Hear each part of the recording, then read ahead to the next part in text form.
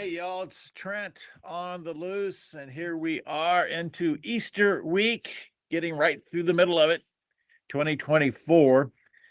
We are going to take a stand today. Dustin Kittle is a farmer, attorney from Alabama/Tennessee. Well, when you run you out of one state, you go to the state that will take you.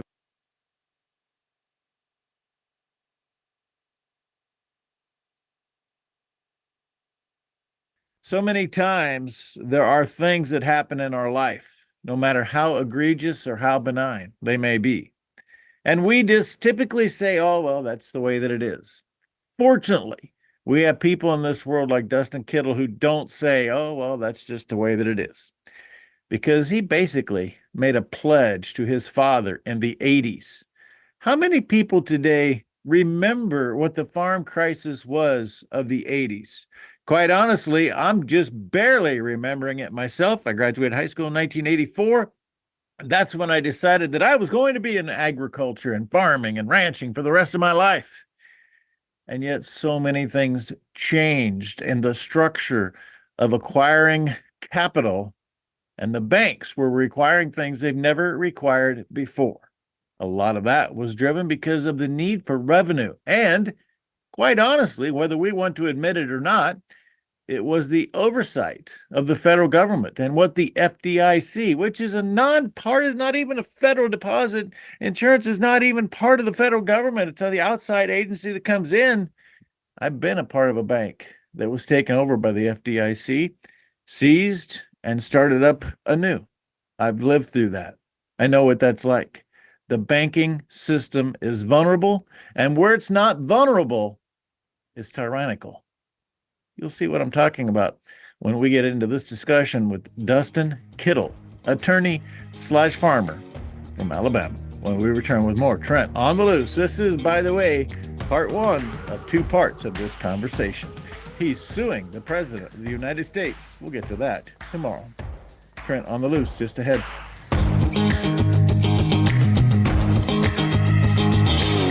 Folks, when it comes to crop protection, you need equipment and technology you can count on. The Apache sprayer accomplishes all of that, but you need something else. A service counter and a group of people that'll help you when you need it. Simpson Farm Enterprises at simpsonfarm.com and High Plains Apache from Mandan. They have the service, they have the equipment. All they need is your confidence. Online, simpsonfarm.com or highplainsapache.com. In the heart of North Dakota lies a beautiful community to live, work, and play. Beulah is surrounded by nature and just minutes from Lake Sikakawea and all that it offers. The possibilities for fun and relaxation here are boundless. It's the perfect place to find a fulfilling career, epic adventures, and a welcoming community. Life here is legendary. Plan your visit today and see what you're missing.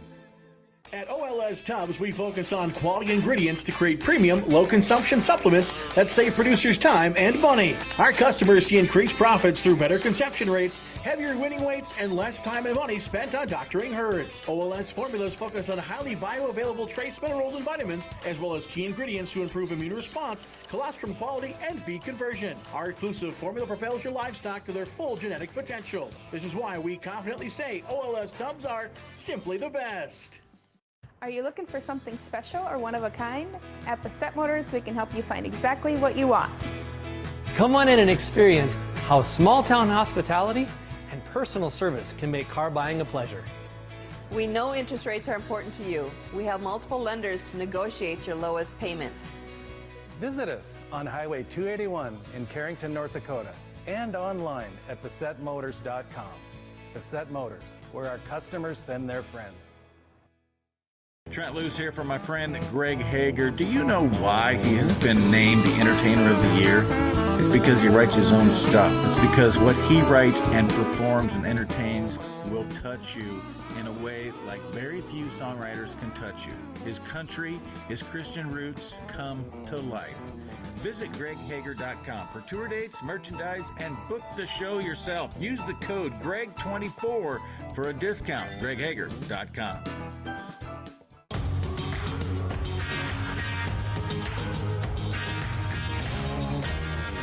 Welcome back, y'all. It's Trent on the Loose. And as I indicated, Dustin Kittle, he's here joining us from, I'm confused, Dustin. I don't know. Maybe you're confused as well. Are you in Tennessee or Alabama or both? So today I'm in Tennessee, raised in Northeast Alabama, but right now I'm about 40 minutes south of Nashville. Oh, yeah. You're probably not getting the 8 inches of snow and the 40-mile-an-hour winds that we are today, then, are you? I can remember 8 inches of snow, but I think it was about 1993 when I saw it. Yeah, life is good in Alabama, Tennessee, but you've had some issues, and I've been following your particular situation for quite some time. It seems as though in 2021, you made somebody mad. Why don't you, first of all, we're going to talk about you recently filed a lawsuit against the President of the United States, but I want to talk about what led up to this. First of all, tell us a bit about your farm and what happened in 2021. Certainly appreciate you having us on this morning. We have a livestock farm that's, like I say, just south of Nashville.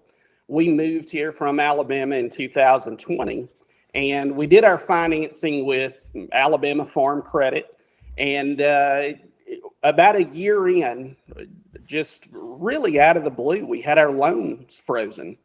And I am also an agricultural attorney. And kind of what we have figured out over the last 3 years, that had a whole lot to do with what was going on. But over a period of months between August 2021 and November 2021, we were literally extorted.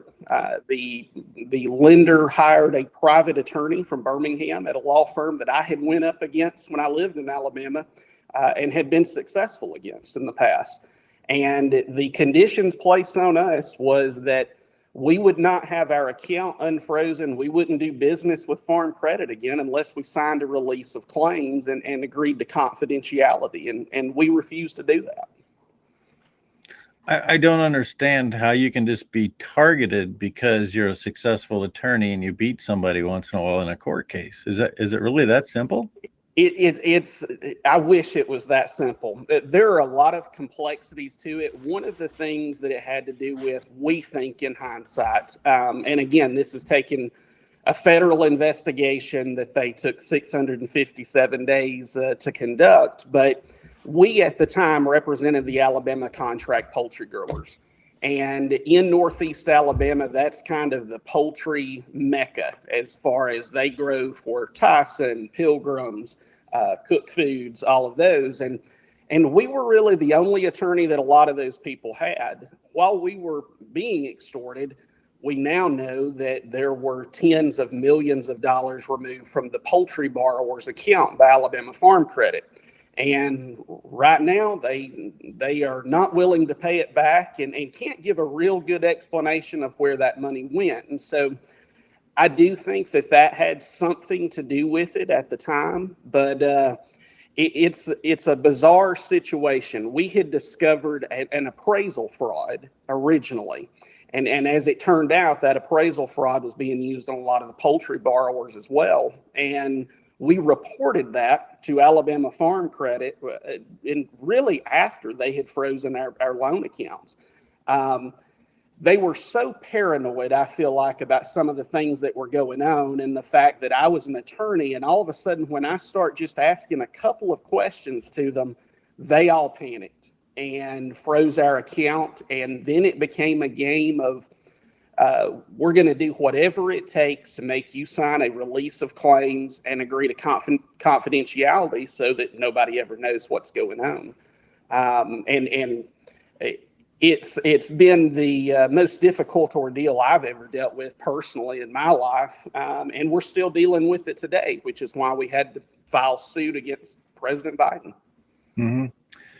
So now everything, I did not know, maybe I missed it, and I'm sure you put it out there, that you were representing contract poultry growers. Now everything makes sense to me. Dustin, if you would, just before we get to kind of where we're at today, you know, if we're not involved in a contract production scenario, and we know that the Southeast and the chicken industry led by Don Tyson, by the way, with Tyson Foods being in the news, I've been talking about this a lot in the last week. He led the way in contract poultry production. And the 80s changed so much in farming. The debt crisis and farm credit was really born out of what happened in the farm crisis in the 80s. And they demanded that you know where your revenue is going to be before we grant you a loan for anything you're going to do on your farm. And we had some, we'll call them integrators in the poultry business that kind of led the way and saying, hey, we'll provide the birds and the feed, you provide the building and the care. And it seemed like it had the potential to be a great relationship between the two, but I have continued to hear horror stories, particularly from your part of the world, Mississippi, Alabama, and even Georgia, on what is going awry with that situation. So what is the nuts and bolts of how that contract situation has unfolded? Yeah, absolutely. And you know, the integrator relationship I'm well familiar with, because growing up, my parents and I worked in the chicken houses, but my parents grew for Gold Kist, which you're probably familiar with, and that was in the 1980s. And the fact of the U.S. farm credit system, I mean, it literally collapsed in the 80s. If you go back and you look at everything, and had to be rebuilt from the ground up. And what we're facing right now is remarkably similar to that. To give you an example of what our U.S. farm credit system has become, you have farm credit lending institutions now that are making loans to the poultry integrators directly. And a lot of times they are repackaging monies that they're making off of the actual poultry growers, the farmers in this, and they're putting those together. And we're talking about billion-dollar type loans to the integrators. And that's a huge problem. With Alabama Farm Credit, kind of the situation that they got in is they take a loan assignment from these poultry growers, and they take it in the name of security. And are they also taking that land as security? You bet. They're fully secured as far as the land's concerned, but they've got greedy. They want to take that loan assignment. And what that means is they can put in a scale that they're taking, let's just say 50% of what that poultry farmer is making from the poultry integrator. The three of them are in a contract together, and 50% of that poultry farmer's money is actually going to the lender. The other 50% going to them. The way that should have worked at the end of the day is, if that 50% was more than what it took to pay that grower's loan, that money was to be held in an account. It was their money. And the tricky part is farm credit, Alabama Farm Credit, they wanted that loan assignment because they wanted that guarantee that they're going to have that payment made. But what they didn't want to do is to hold that money into an account for those borrowers. And so in 2021, a month after they froze our loans and began extorting us, and again, our biggest client at the time is these poultry farmers. A month later, they send a letter to the poultry growers letting them know that they've changed accounting systems, but they've got good news in that it's going to save these borrowers interest. What really happened is, about a month later, they went in all these poultry growers' funds held accounts, which was the remainder above what their payment was, and they wiped them clean. And they have continued to wipe them clean. They turned it into an absolute assignment, to where the better that poultry farmer did, the more money that the lender was taking. And you might ask where that money went to. Now, they continued to tell the borrower, your next payment's due. But for an example, I represent a poultry farmer from DeKalb County, Alabama, which is where I'm from. And we have found out in the last 30 days, they took over $60,000 of his money above and beyond what the payments were due. We asked them where it went, and as best as we can tell, what they are contending is they've put it on the back end of his loan, they say, so that he'll pay off his loan early. This is a man that $60,000 was his. It was above what his loan payments were. He's currently having to drive a truck in addition to running his poultry operation, because his lender has decided that they could better spend his $60,000 than what he could.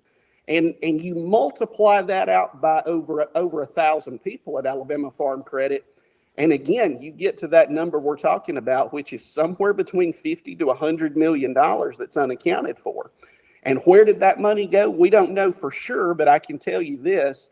Since Mel Kohler, who's the new CEO for Alabama Farm Credit since 2018, I say new, he's been there for 5 years, But we have went in the state of Alabama from making about 2% of our loans being to out-of-state customers to now it's over 17%.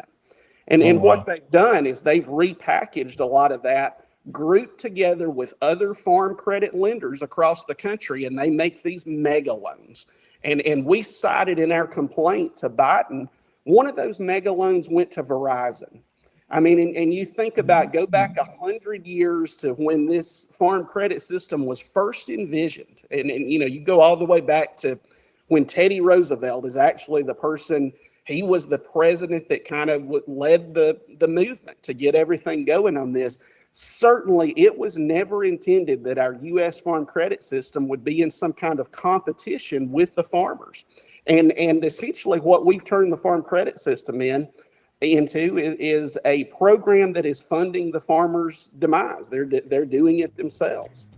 Hold that thought, Dustin. We're going to take a break. We'll come back and finish up this conversation of part one of a two-part series and what's happening with loans in agriculture and farming across the board. We're back with more Dustin Kittle, Trent on the Loose after this. Hello and welcome to the MHA Interpretive Center. It's the perfect stop along the Lewis and Clark Trail and the cultural hub of the Mandan, Hidatsa, and Arikara Nation. Nestled along the shores of Lake Sagagawea in Newtown, North Dakota, 1 mile west of the Four Bears Casino. You can enjoy amphitheater performances, art exhibitions, and educational workshops utilizing our living cultural center. Enjoy some coffee, browse our gift shop, and learn about the original people of this land. Learn more at mhanation.com/interpretive center. Base Fluke Trailers of Dickinson is a family-owned dealer with expert staff that know their products front to back. We stock over 150 units of all types and can custom order a trailer with the unique features and capabilities you require for brands you can trust. Our experienced service team is the reason we're also the best place to have your trailer customized or repaired. Count on Base Fluke Trailers of Dickinson to keep you hauling.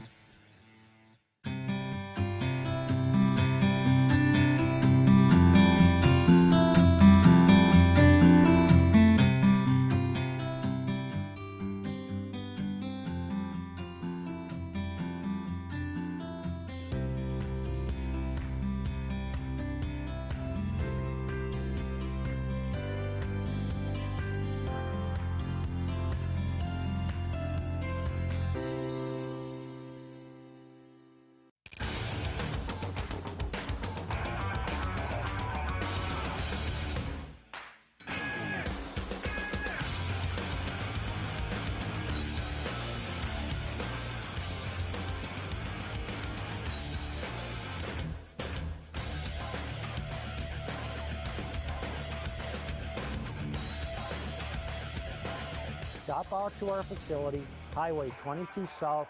Let us build a truck for you. People get sick for two reasons and two reasons only. Your body's missing something that it needs, or it's exposed to something that it doesn't need. So if you supplement what the body's missing, the body fixes itself. If you remove from the body toxins that are interfering with the body's doing what it's normally designed to do, then the body heals itself. It's really that simple. NO2U, that's nitric oxide, NO, number 2, letter U.com, and you put Trent as coupon code, you don't pay any shipping.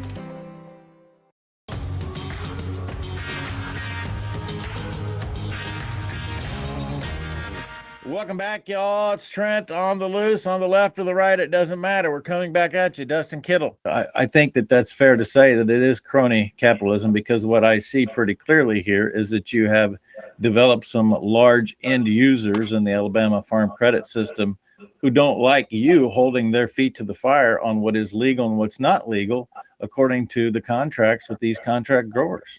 That's absolutely right. I mean, there should not be a situation that's going on right now where the U.S. farm credit system is engaging in these loans with the integrators. I mean, that goes without question. One of the other things that's going on, and listen, don't take my word for any of this. The United States government themselves has put U.S. farm credit on notice. You look at some of the reports that have come out from Inspector General's office and things like that, but The rate at which we are losing American farmland to foreign interests right now, and yes, the U.S. farm credit system, there is nothing that is preventing them from selling land to foreign entities. And what our farm system was set up as was to protect the farmers. They were in, it's no different really than like a Title VII. I do a lot of employment law to where there are laws out there that says you have a certain group that has been disadvantaged and we're going to protect those people from discrimination and retaliation. That was the entire impetus for setting up the farm credit system. And what we have allowed it to become now is it's actually worse than a for-profit bank, which is what we were trying to keep the farmers from having to go through. And the reason it's worse is there is zero oversight right now. And that's what we're dealing with in this complaint with President Biden. We don't even have a fully functional board right now. We've got a federal law that says that a board member cannot succeed themselves, and they're only supposed to be in there for a 6-year term. Jeff Hall's still serving. He's been in there for 12 years. And no one seems to care because, hey, it's just the farmers. Who cares if they lose their farms or homes? And I'm sick of it. And a lot of other people are sick of it, but they don't have the voice and the platform to be able to get this message out there. Dustin, I want to get to the lawsuit, but before I do, I really have a burr under my saddle, which I believe he's the worst Secretary of Agriculture in the history of this country, Tom Vilsack. In the last 30 days, he's been out on this speaking tour trying to garner sympathy about the number of farmers. 144,000 farmers have been chased off of their land and the number of millions of acres that are removed from farmland. I just want to remind this guy, he's been a Secretary of Agriculture 12 of the last 16 years. Who's more responsible for the demise of the American farmer than the guy who's been at the helm when all of this happens and continues to talk about climate smart agriculture instead of getting out of the way of the farmer and allow them to take care of the land and improve the resource and improve human lives like we're supposed to? That's exactly right. If the government here would get out of the way of the farmer, I mean, the farm credit system could be a good thing. And when implemented correctly, it can be a good thing. But when there is no oversight, and I go all the way to Vilsack, Vilsack has the power to do something on all of this. There is just a refusal to do it. And when you talk about people that have lost farms, you know, and I'm no conspiracy theorist, but you can take a look at the numbers in the state of Alabama, which is an institution that, in my opinion, has went rogue. They now have lost over 8% of the farmland in the state of Alabama to foreign interest.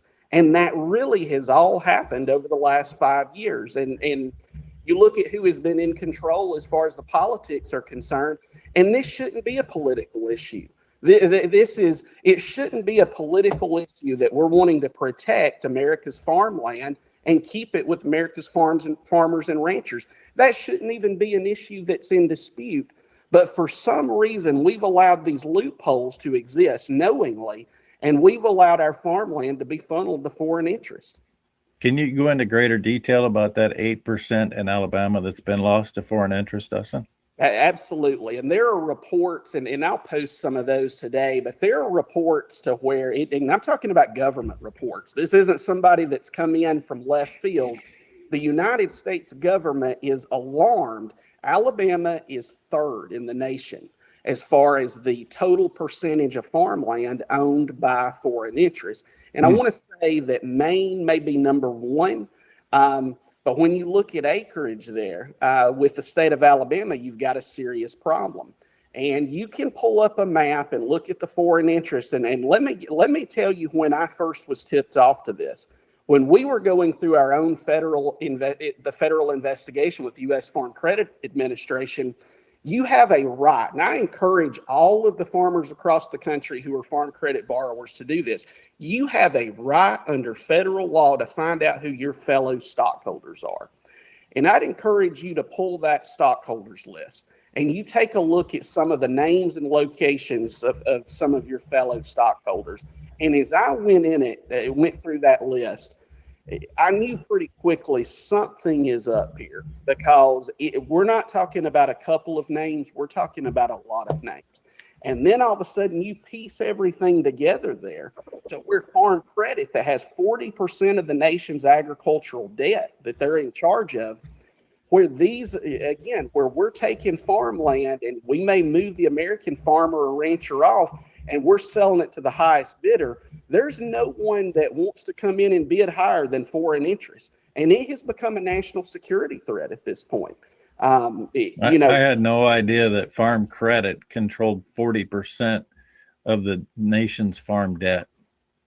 Absolutely. It's a situation to where it's honestly scary that they do.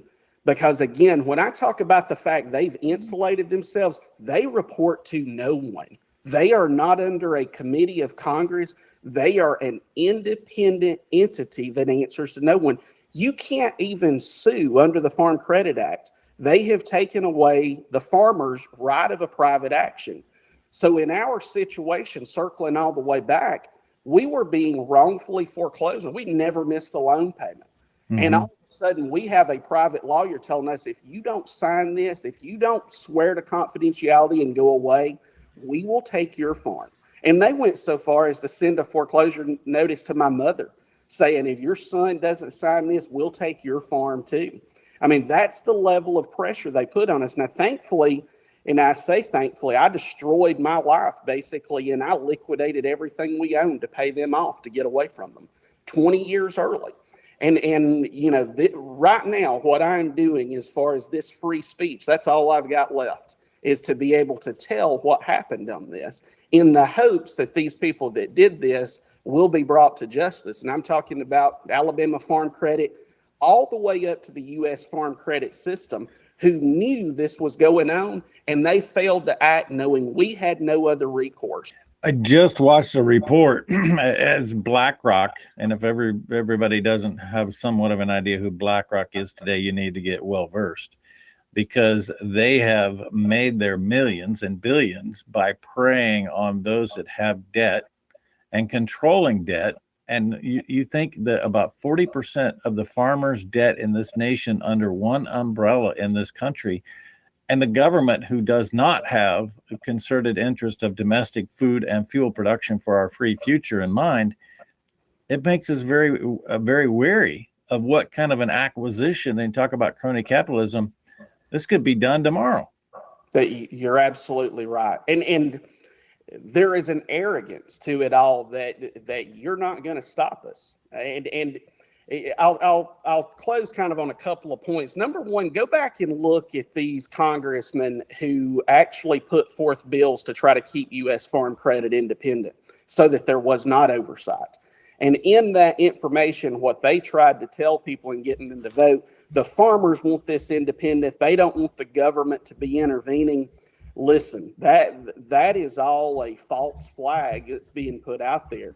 Go then and pull those congressmen's campaign reports, and you see how much the Farm Credit Council is donating to them to keep Farm Credit independent, so these farmers have no recourse to stop them whatsoever. I mean, that was our situation. We're having to beg somebody that's in part responsible for our situation to step in and stop them. And they simply weren't going to do it. And what I don't want to happen is for people to sit back, watch Dustin on Twitter or watch him on this broadcast and say, man, I'm glad he's out there doing that. What are you doing to help the cause? That's the real question of the day. Thank you, Dustin. We'll keep in touch. Thank you, Trent. And God bless the veterans and the farmers who feed us.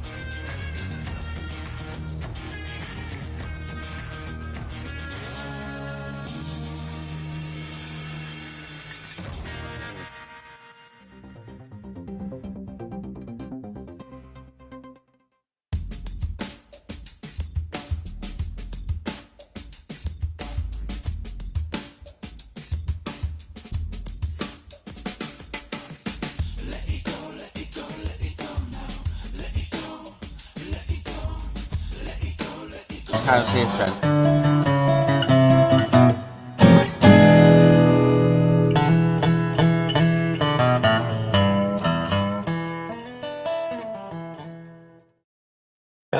everyone. I'm Trent Loos. Welcome to another Live Across the Pond with my pontification partner and Kelly. Good afternoon, UK, as I channel my inner Andrew Henderson instead of my pickup in rural Nebraska. Good morning. We're still morning. We haven't changed our clocks yet. I know. He keeps forgetting. And, no, I don't forget. Borada.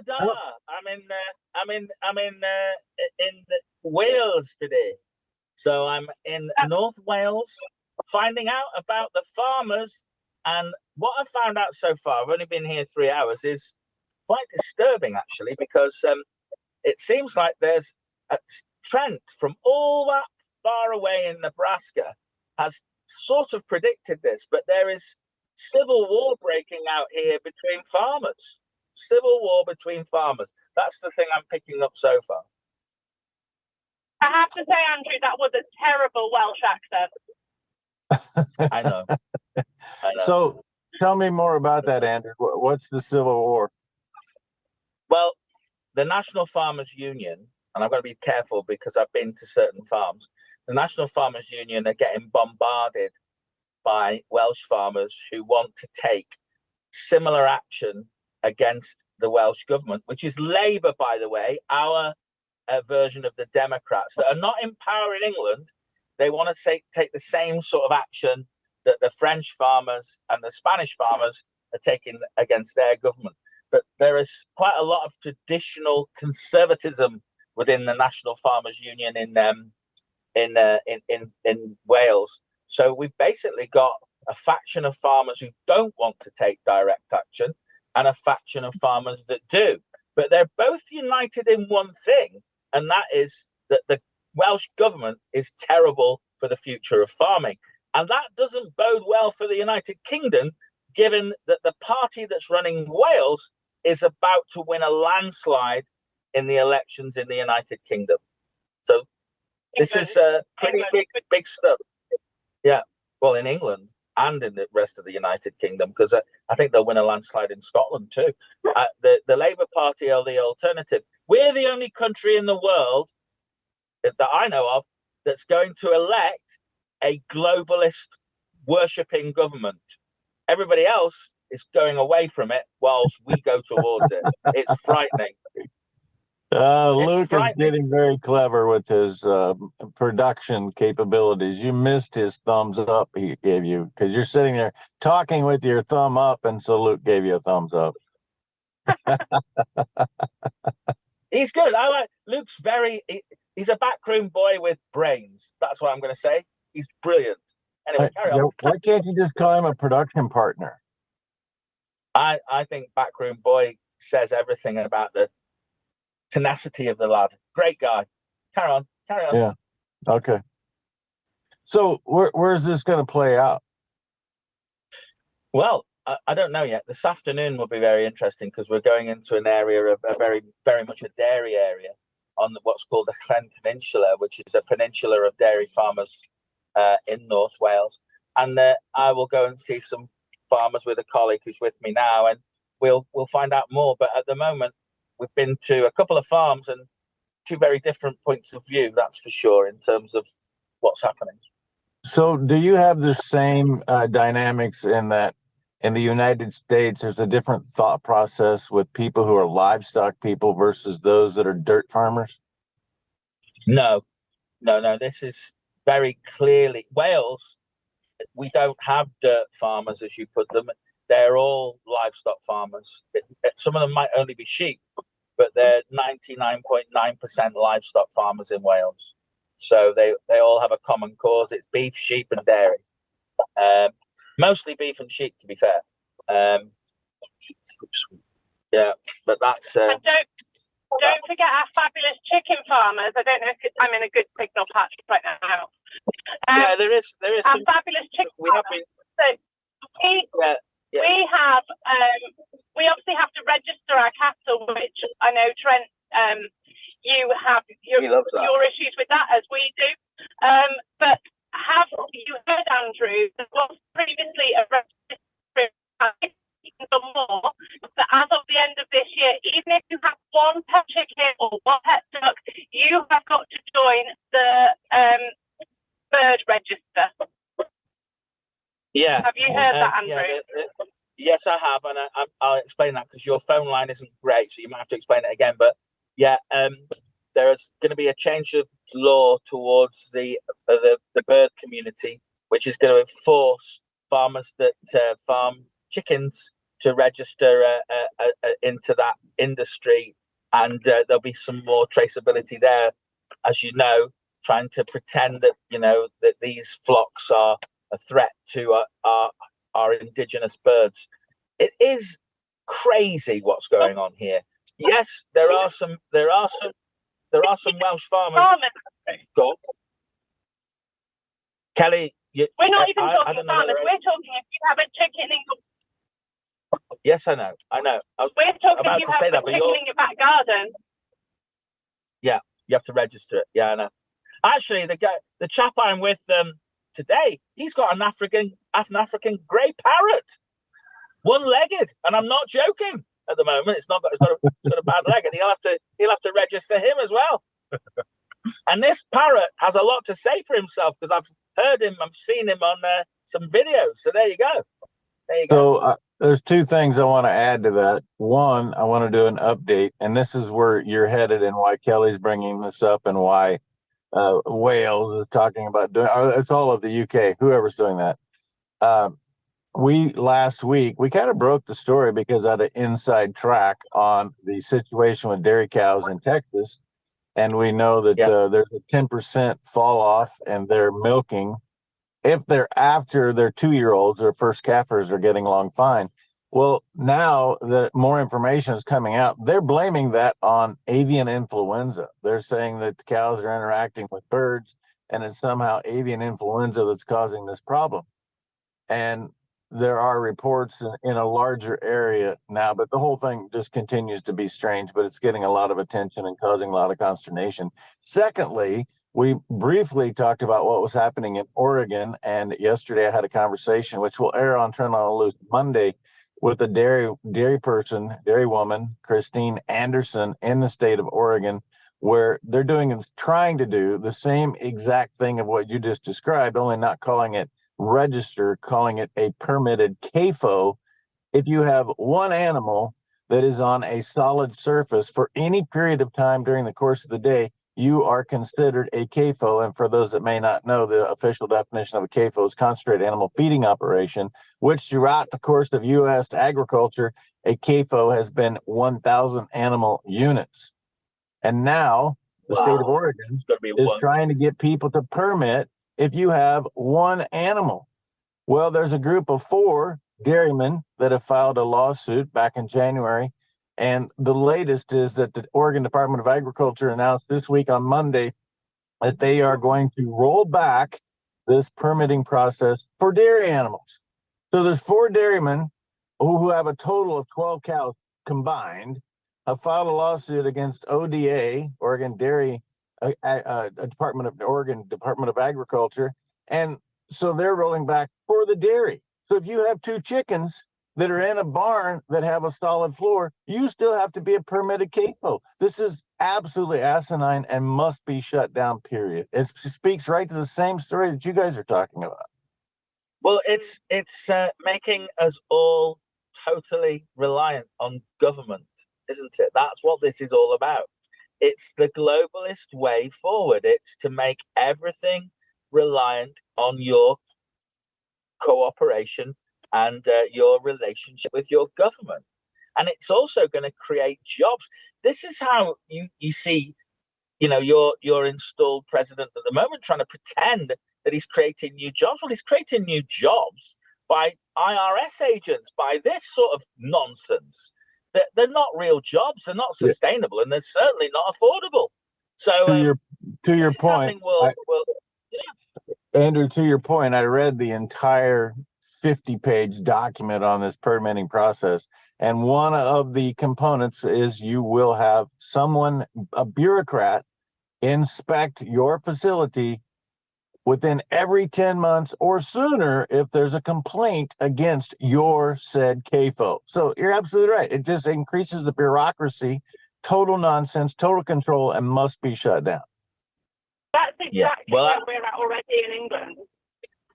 Yeah. Actually, what's funny though is when you look at things that are really important, like and Trent, hopefully you sometimes don't agree with some of the things I say like this, but it is right to have a health and safety check on various things over the lifetime. It is not right. There is no purpose whatsoever.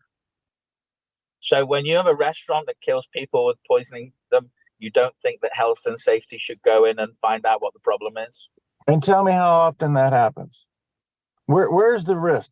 People are not going to have a restaurant and knowingly poison their customers. It's going to put you out of business. Everybody's going to do the best job they possibly can to provide the safest, most wholesome supply of food available.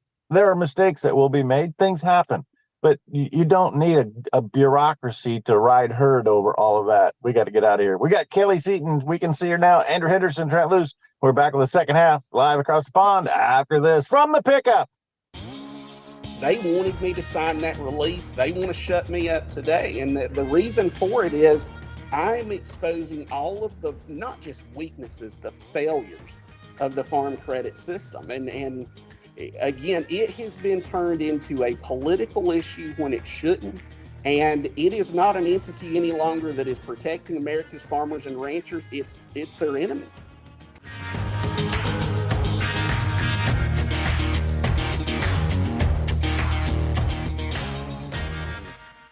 Hello and welcome to the MHA Interpretive Center. It's the perfect stop along the Lewis and Clark Trail and the cultural hub of the Mandan, Hidatsa, and Arikara Nation. Nestled along the shores of Lake Sagagawea in Newtown, North Dakota, 1 mile west of the Four Bears Casino. You can enjoy amphitheater performances, art exhibitions, and educational workshops utilizing our Living Cultural Center.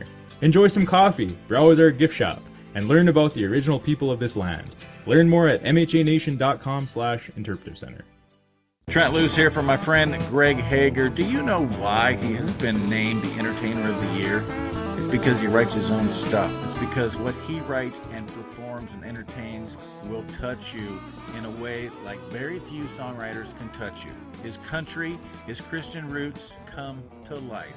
Visit greghager.com for tour dates, merchandise, and book the show yourself. Use the code GREG24 for a discount. greghager.com.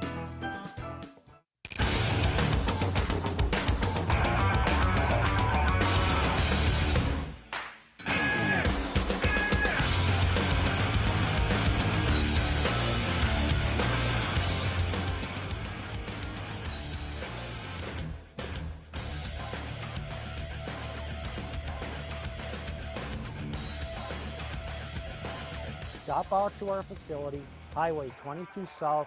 Let us build a truck for you.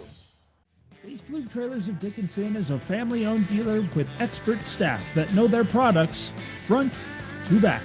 We stock over 150 units of all types and can custom order a trailer with the unique features and capabilities you require for brands you can trust.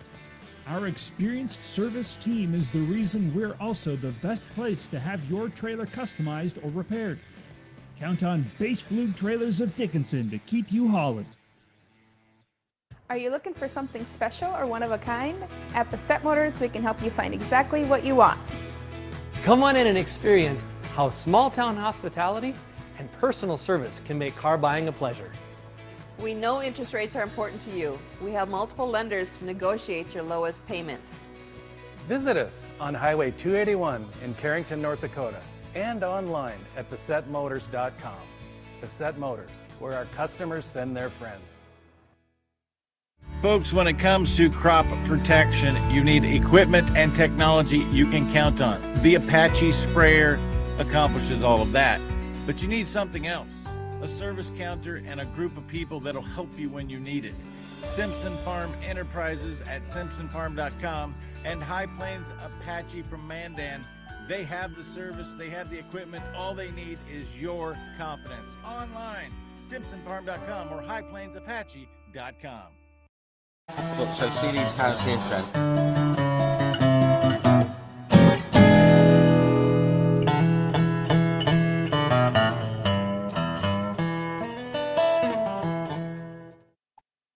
welcome back. Trent, Loos, en route to Omaha. You might want to know why I'm going to Omaha. We'll talk about that later.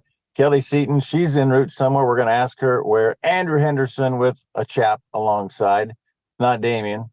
Damien comes on Friday. Hey, if you're Andrew, you remember that now coming on 2 years ago in May, I started organizing stops for the Faith, Family, and Freedom Arise USA tour. You remember that, right? You do, I do. How many years ago was that? Did you say That'll be 12? two. It'll be two this summer. It was 20. Okay, yeah. No, it's 3. My goodness, where does time fly? It was 2021. It'll be 3 years ago. Well, the very first stop that I organized, because the first stop happened in Georgia, and then I organized the stop in Florida. And I picked Santa Rosa County in the panhandle of Florida because I had a friend there who's a freedom loving fighter. And Dennis, thank you, Dennis. And I tried to get a hold of Dennis this morning because Kelly actually found this video.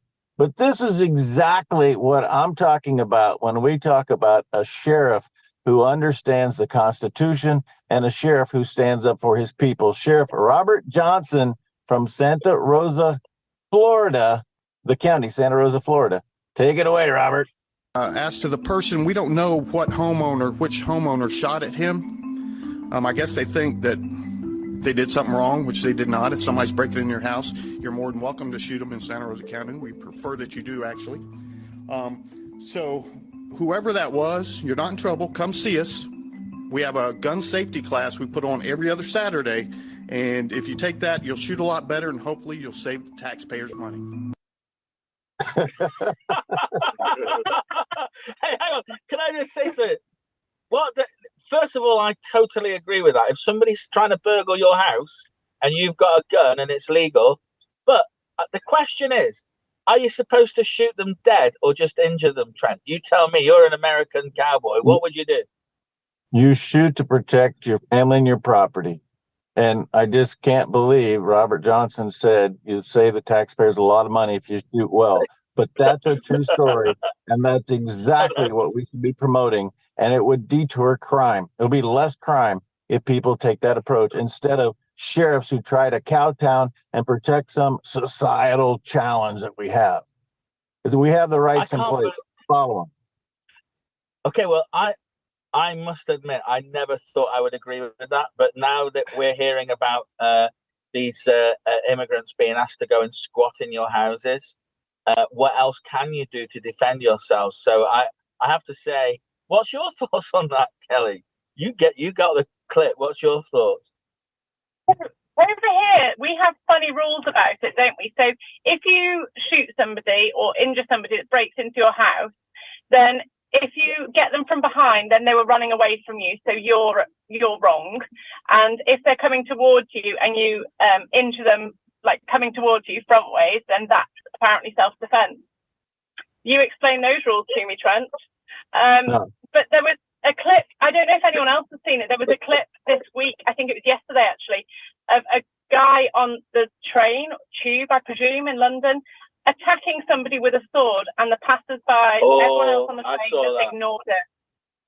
I saw that. It was disgusting. And that was, I must admit, Kelly, that it sends a shiver down your spine, that does. I saw that. And the fact that, well, there wasn't a lot of people on the train, but nobody went to the aid of that person. And that was they just really put their head down, didn't they? Yeah. Yeah.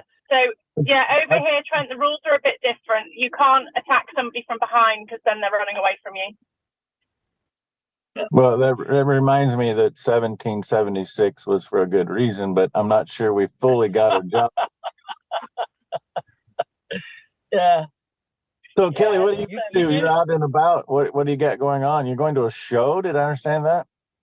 No, I'm taking 3 cows, barren, so they're off to the abattoir. So not a nice job, but yeah, money's tight, barren, money's good. They're off to McDonald's. That is actually what they're here for. It is a nice job. So, but I mean, that completes the entire cycle. Hey, speaking of 1776. I found some interesting correlations last night, and it stems from the Dustin Kittle conversation that you saw, which is going to be part 2 today on Trent on the Loose, with what's going on with the farm credit situation in the United States and where in case you missed this, guys, 40% of the agricultural loans in the United States, 40% of the value is from farm credit system. And it's supposed to have some oversight of the federal government. Once again, there's a major failure and an obligation that the President of the United States has not followed through on. So Dustin Kittle has filed a lawsuit against Joe Biden for failure to fulfill his duties as president to protect farmers. Guys, I went back. Can you just explain it? You explain that though. Is the 40% get topped up by the government, or what? Can you just explain what that means? Because I didn't quite understand that. So farm credit is an actual co-op. It's a co-op owned by the patrons who borrow money from farm co-op. But there is an oversight board, there's a 3-panel oversight board that the president appoints people to this board to make sure that the co-op is playing fair. Well, clearly the co-op is not playing fair because Verizon, the mobile telecommunications company, has a $380 million loan from Farm Credit Association. But there is in no way, shape, or form that a telephone provider should be tapping into farm credit money. With all of that said, is that the one that went down not that long ago? Is that the Verizon mobile phone? It is.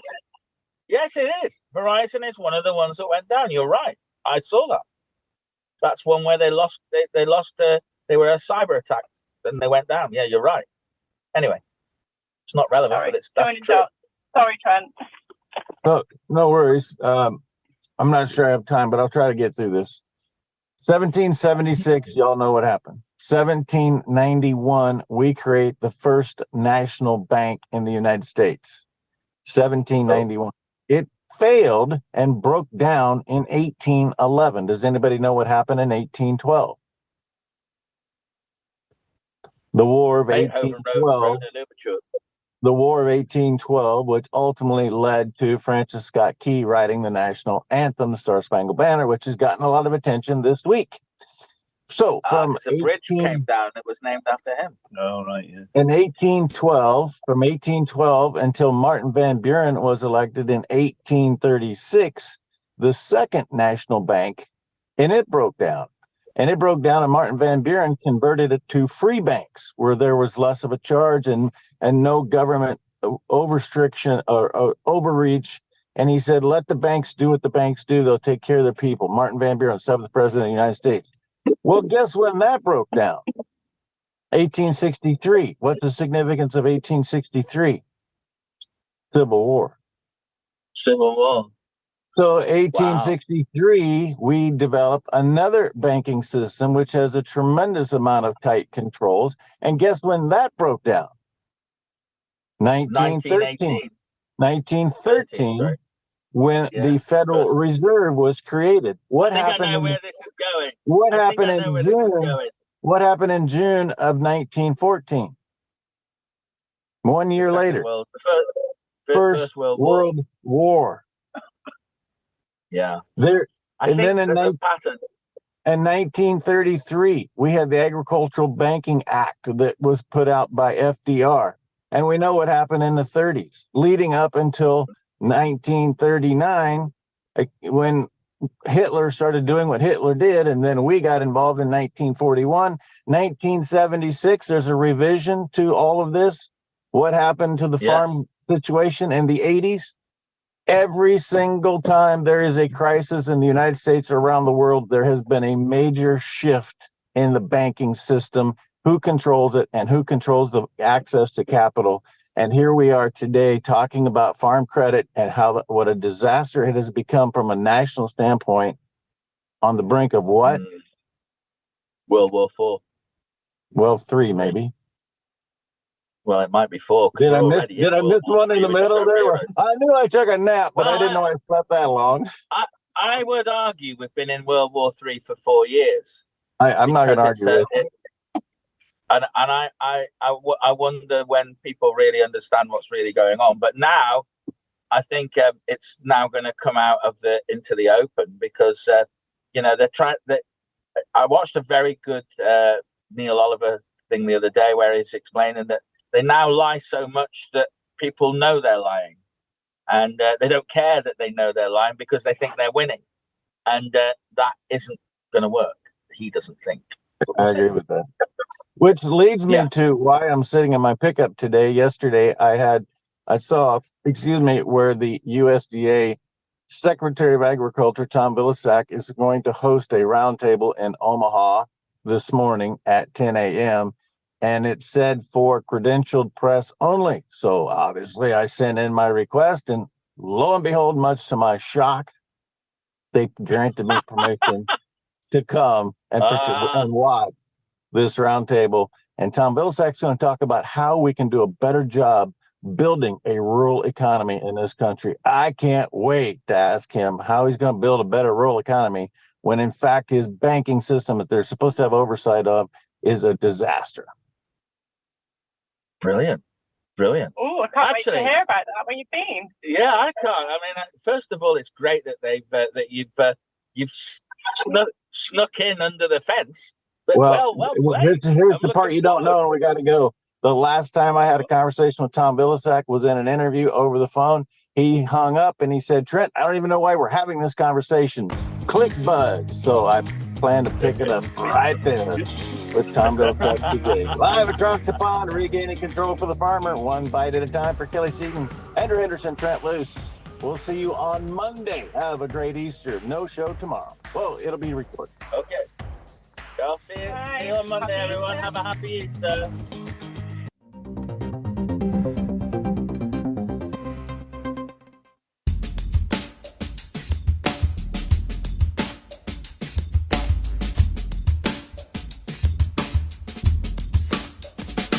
At OLS Tubs, we focus on quality ingredients to create premium, low-consumption supplements that save producers time and money. Our customers see increased profits through better conception rates, heavier winning weights, and less time and money spent on doctoring herds. OLS formulas focus on highly bioavailable trace minerals and vitamins, as well as key ingredients to improve immune response, colostrum quality, and feed conversion. Our exclusive formula propels your livestock to their full genetic potential. This is why we confidently say OLS Tubs are simply the best. People get sick for two reasons and two reasons only. Your body's missing something that it needs, or it's exposed to something that it doesn't need.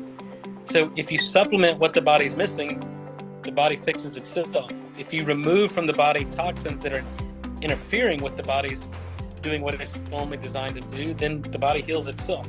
It's really that simple. NO2U, that's nitric oxide, NO, number 2, letter U.com, and you put Trent as coupon code, you don't pay any shipping. In the heart of North Dakota lies a beautiful community to live, work, and play. Beulah is surrounded by nature and just minutes from Lake Sakakawea and all that it offers. The possibilities for fun and relaxation here are boundless. It's the perfect place to find a fulfilling career, epic adventures, and a welcoming community. Life here is legendary. Plan your visit today and see what you're missing.